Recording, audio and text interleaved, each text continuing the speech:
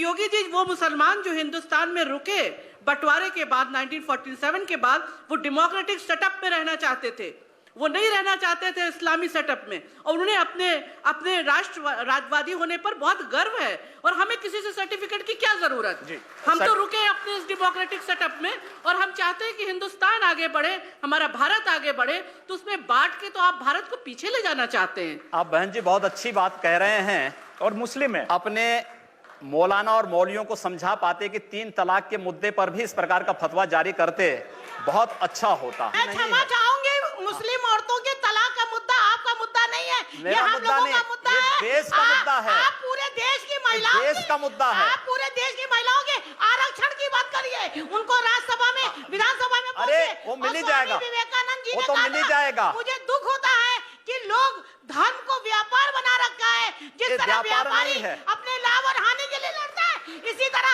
धर्माचार अपने प्रचार के लिए लाभ और हानि में लड़ते हैं। ये जो है ये व्यापार नहीं है। मुल्ला और मौलवियों को समझाइए कि 3 तलाक के मुद्दे पर फतवा जारी करें और एक बड़ी मुस्लिम आबादी को न्याय दें। आप इस तरह के इश्यूज ना उठाइए मेहरबानी से।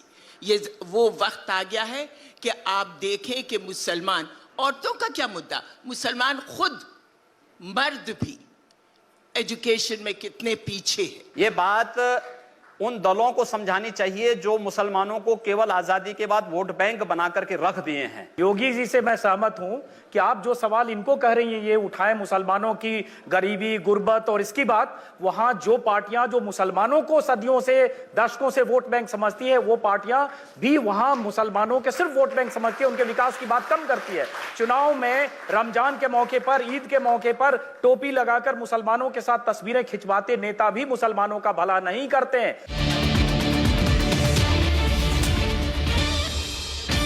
कोई बुरा नहीं किया। अगर तो किसी विदेशी आक्रांता के द्वारा, एक मिनट, किसी विदेशी आक्रांता के द्वारा किसी कालखंड में कुछ ऐसा कार्य किया गया है, उसको बदला जाना चाहिए। यह देश की सांस्कृतिक आजादी की लड़ाई भी है। सही बात है। तो आप ताजमहल का नाम राम महल कर सकते हैं, क्यों नहीं करेंगे?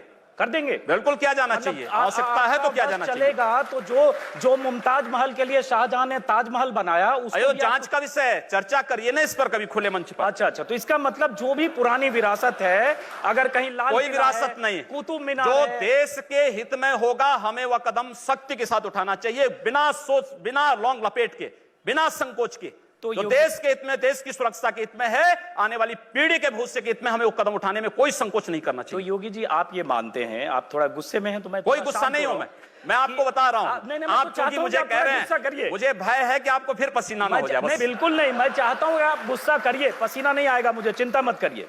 मैं ये कह रहा हूं कि इसका मतलब हुआ कि आप देश के हित में मतलब मानते हैं, जो 20-22% मुस्लिम आबादी है वो देश हित के खिलाफ है, उनको हाशिए पर रखकर आप अपना देश, अपनी दुनिया। आप कभी गोरखपुर आएंगे ना, वहां मुसलमान जब पीड़ित होता है तो वह कहीं और नहीं जाता, वो मेरे पास ही आता है, कहता साहब देखो फलाना गुंडा उसके पास कोई विकल्प परेशान कर रहा है। और उत्तर प्रदेश सरकार से भी जो पीड़ित होता है तो भी मेरे पास ही आता है, कहीं और नहीं जाता है।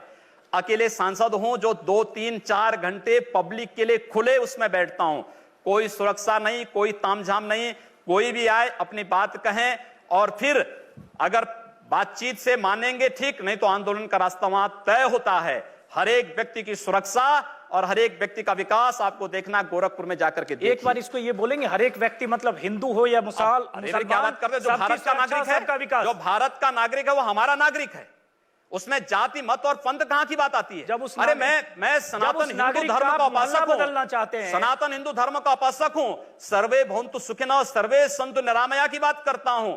मैं किसी मत और मजहब का विरोधी नहीं, लेकिन जो भारत का विरोधी है मैं उसका विरोधी हूं सर, वो कोई भी हो, मैं उसका विरोधी हूं। योगी जी ठीक है, तालियां बजाइए आप लोग। योगी जी, उर्दू बाजार को हिंदी बाजार बताना या बदलवा देना, उर्दू हमारी पहचान हिंदी से है या उर्दू से? मैं आपसे पूछना चाहता हूं, आप फिर मुझसे उर्दू में ही पूछिए। मेरी भाषा हिंदी है, मैं उर्दू नहीं जानता हूं। तो फिर लेकिन वहां के लोग भी हिंदी जानते हैं, मैं तो जानना हम चाहता हिंदी के हूं, नाम पर क्यों ना नाम रखें? सर सवाल तो मैं पूछ रहा हूं, जवाब आप देंगे। जिस दिन मैं आपकी तरह यहां आ जाऊंगा चुनाव लड़ने, तो आप मुझसे पूछ लीजिएगा। आज मेरा दिन है, तो मैं ये पूछ रहा हूं कि योगी आदित्यनाथ जब पश्चिमी उत्तर प्रदेश में जिस ढंग से चुनाव प्रचार में जा रहे हैं, या पूर्वी उत्तर प्रदेश में जिस ढंग से आप चुनाव प्रचार करते हैं और जाहिर है वहां आपकी फैन फॉलोइंग भी काफी है।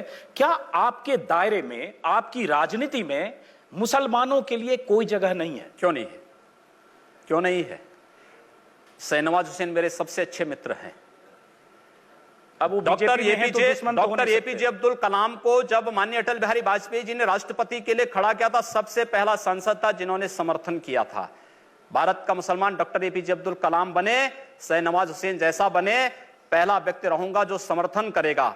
लेकिन अगर यहां पर कोई ओसामा बिन लादेन को और औरंगजेब जैसे दुर्दांत लोगों को अपना आइकॉन मान करके भारत के अंदर पाकिस्तान का झंडा लहराएगा, तो फिर उनके उन विषैले फनों को सख्ती के साथ कुचलने के लिए भी सबसे पहले योगी आदित्यनाथ यकीनन अगर भारत में कोई पाकिस्तान का झंडा लहराने की घटनाएं हुई गलत हैं, करेगा। कार्रवाई होना चाहिए। लेकिन ये कहकर आप पूरी आबादी को ये नहीं पूरी आबादी की बात नहीं की हमने। भारत में पाकिस्तान का पूरी आबादी की बात नहीं की। एक बार हम सवाल लेते हैं। हाँ, आप जिन हिंदू हितों की बात कर रहे हैं उनमें से बहुत से हिंदुओं को, जैसे मैं भी हिंदू हूँ, बहुत से हिंदुओं को लगता है कि राम मंदिर की याद आप लोगों को सिर्फ चुनाव के वक्त आती है। तो क्या आपके लिए राम मंदिर का मुद्दा सिर्फ चुनाव लड़ने का एक जरिया है, मुद्दा है, या इसके बारे में आप लोग अभी कुछ करेंगे? नहीं, हम लोग करेंगे।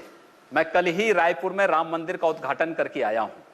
भगवान राम का ननिहाल है और भगवान राम के ननिहाल में राम मंदिर का निर्माण हो चुका है। और ज्योतिषीय जो गणना है वो ये बताती है कि भगवान राम के ननिहाल में मंदिर का निर्माण अयोध्या में राम मंदिर के निर्माण का मार्ग प्रशस्त करेगा। लेकिन योगी जी जो उन्होंने सवाल, लेकिन तारीख नहीं बताएंगे। मंदिर भी बनेगा और समय आने पर तारीख भी बताएंगे। लेकिन योगी जी ये जो सही कहा, उन्होंने सवाल पूछा कि राम मंदिर की बात चुनाव के ठीक पहले होने लगती है। जैसे अभी चुनाव की तारीखों का ऐलान हुआ, केशव मौर्य जो प्रदेश अध्यक्ष हैं उनकी तरफ से आ गया कि उत्तर प्रदेश में बहुमत की सरकार दो तो राम मंदिर बनाएंगे। जैसे बहुमत की सरकार मिलके सब 2/3 विधायक जाकर वहां सीधे मंदिर बना देंगे। जब आपकी केंद्र में बहुमत की सरकार है, जब बड़े नेता बात करते हैं तो कानून तय करेगा, लेकिन जब चुनाव आता है तो आप हो या केशव मौर्य फिर राम मंदिर के कुछ तो धैर्य रखिए। मैं समझता हूं राज्य सरकार की बड़ी भूमिका है। 1986 में जब अयोध्या में राम जन्मभूमि का ताला खुला था तो कोर्ट ने राज्य सरकार से पूछा था कि लॉ एंड ऑर्डर को आप बनाए पाएंगे। राज्य सरकार ने लिख के दिया।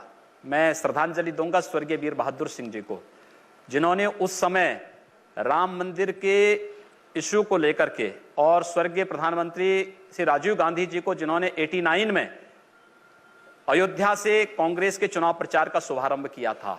और मैं धन्यवाद दूंगा राहुल गांधी को कि राहुल गांधी अपने पिता का अनुसरण करते तो संभवतः कांग्रेस की दुर्गति नहीं होती। सवाल वो नहीं है स्वामी जी, सवाल ये है जैसे आपने कहा कि राज्य सरकार की भूमिका होती है, बड़ी महत्वपूर्ण। तो एक में सुन लीजिए, राज्य सरकार की भूमिका अगर होगी तो एक अमित शाह ने, जो पार्टी के राष्ट्रीय अध्यक्ष हैं, उन्होंने कुछ देर पहले मैनिफेस्टो जारी किया, कुछ दिन पहले आप भी मंच पर थे।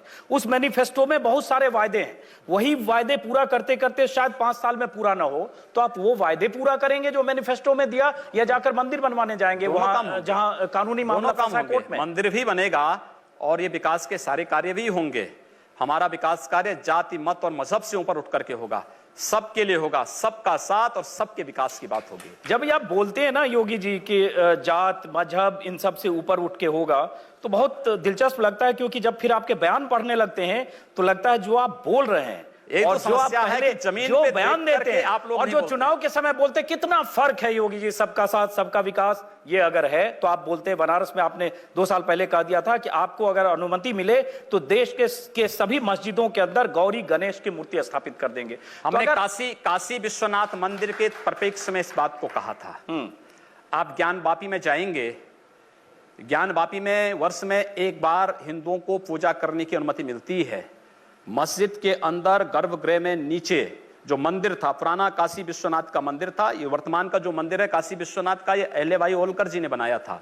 लेकिन काशी विश्वनाथ का जो मुख्य मंदिर था, ज्ञानवापी मस्जिद उसी के ऊपर बनी हुई है। क्योंकि आप पूरे ज्ञानवापी के चारों तरफ देखेंगे, सभी हिंदू देवी देवताओं की मूर्ति लगी हुई है। सारा जो आर्किटेक्ट है वो सब वही प्राचीन है। योगी जी, मुझे लगता है ये जो उकसावे की राजनीति है ना, इस राजनीति से कहीं न कहीं कई बार मोदी भी दूर हटना चाहते हैं, और आप लोगों के खासतौर से उकसावे की राजनीति, उकसावे के बयान, इसलिए कई बार प्रधानमंत्री मोदी ने भी नसीहत दी है कि बीच बीच में लोग ऐसे बयान देकर एजेंडा को डिरेल कर देते हैं। तो उन नसीहतों का भी कोई फर्क नहीं पड़ता है आप लोगों पे? मैं नहीं समझ पा रहा हूं कि आखिर जहां पर बहुसंख्यक समाज को मारा जा रहा हो या उनको पलायन करने के लिए मजबूर किया जा रहा हो, स्थानीय राज्य सरकारें निकम्मी होकर के इन सब बातों की अनदेखी कर लें, अनसुनी कर दें, तो फिर वहां पर पब्लिक की जिम्मेदारी क्या बन जाती है? मुझे तो लगता है कि आपका वक्तव्य ऐसे लगता है जैसे आप चाहते हैं कि कश्मीर की तरह सब लोग पलायन करके भाग जाओ। जी नहीं, अपना दूसरा ठिकाना मैं सरकार ढूंढो। मैं ऐसे नहीं सरकार हो और सकता। सिस्टम को तोड़कर कोई आदमी कानून अपने हाथ में लाठी डंडे से सरकारें उतरे, भी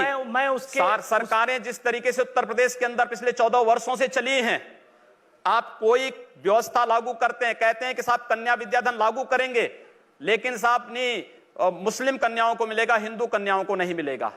हम विकास के लिए पैसा देंगे, कब्रिस्तान के लिए पैसा देंगे, आखिर शमशान घाटों के लिए दे दो। ये सब नहीं कर रहे हैं आप। इसको सेकुलर कहते हैं। और अगर हम कहते हैं कि सबको दो, अगर शमशान घाट नहीं, सबको तो नहीं कहते। वही मैं कह रहा हूं ना, फिर वही मैं कह रहा हूं, नहीं कहते ना। उत्तर प्रदेश की पिछले 14 वर्षों की सरकारों की पूरी नीतियां ही सांप्रदायिक रही हैं। एक भी बार मीडिया इस पे क्यों नहीं बोला है? इस पे क्यों नहीं बोला है? नहीं, वो तो यानी कब्रिस्तान को पैसा मिले और शमशान घाट को ना मिले, कन्या विद्याधन मुस्लिम कन्याओं को मिले लेकिन हिंदू कन्याओं को ना मिले, एक भी बार क्यों नहीं आपने इस पे उंगली उठाई? अगर सरकार ऐसी बेईमानियां करती है तो वो भी गलत है। की है, इसका जवाब अखिलेश मैं कह रहा हूं ना, की है। पूछना चाहिए था आपको अखिलेश यादव से इस बारे में। वो अगर ऐसी कोई सरकारें करती वो भी गलत है। और योगी जी आप भी एक तरफा जब करेंगे हिंदू, मैं एक तरफा नहीं कर रहा हूं, वो भी हमने कहा हम अहिल्याबाई कन्या विद्या योजना के अंतर्गत स्नातक तक की शिक्षा सभी बालिकाओं को देंगे। सभी बालिकाओं का मतलब जाति, मत और मजहब कहीं नहीं आता है। हमने कहा सबका विकास होगा, हमने कहा सबका साथ होगा। अगर हम सबकी समृद्धि और सबकी सुरक्षा की बात करते तो हम सांप्रदायिक हो गए। और अगर वो दलित मुस्लिम एकता की बात कर रहे हैं या यादव मुस्लिम एकता की बात कर रहे हैं तो वह सेकुलर हो गए। ये दोहरापन समाप्त होना चाहिए। योगी जी एक सवाल मैं जनता से लूंगा, लेकिन आपने सबका साथ सबका विकास अच्छा जुमला है और प्रधानमंत्री मोदी का भी नारा है, लेकिन सबका साथ सबका विकास में 371 सीटें उत्तर प्रदेश में बीजेपी बांटती है और उसमें अगर एक मुस्लिम भी नहीं है, जिस मुस्लिम की आबादी यूपी में 18 से 20% है, तो अंदाजा लगाया जा सकता है सबका साथ सबका विकास कहना और अगर किसी को टिकट न देना या आपको उम्मीदवार नहीं मिलेंगे तो उसके क्या मायने हैं। इसका जवाब लूंगा, लेकिन कुछ लोग हैं जो सवाल पूछना चाहते हैं। जी, कुशीनगर का हाल बिल्कुल बर्मा जैसा हो रहा है, मुसलमान वर्ग वहां सांस नहीं ले पाता है।